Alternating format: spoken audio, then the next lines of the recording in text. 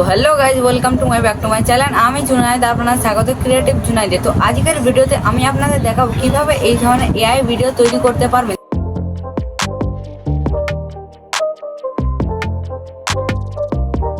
যেটা কিনা আপনার হাতে থাকার স্মার্টফোন দিয়ে তৈরি করতে পারবেন। তো আজকের ভিডিওটা অনেক ইন্টারেস্টিং হতে চলেছে, ভিডিওটা লাস্ট পর্যন্ত দেখবে, অনেক মজা পাবে। তাই ভিডিওটা দেখার আগে ভিডিওটাকে লাইক করে চ্যানেলটাকে সাবস্ক্রাইব করে দেবে।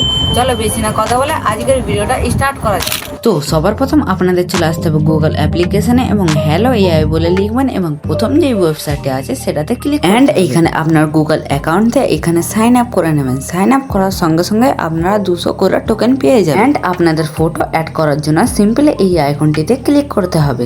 আপনাদের ফটোটা অ্যাড হয়ে গেলে এখানে একটা ফর্মটা লিখতে হবে, যেটা কিনা আমার টেলিগ্রাম চ্যানেলে পেয়ে যাবে। সেখান থেকে কপি করে এখানে পেস্ট করার পর এখানে ক্রিয়েট ভিডিওতে আপনাদের ক্লিক করতে হবে।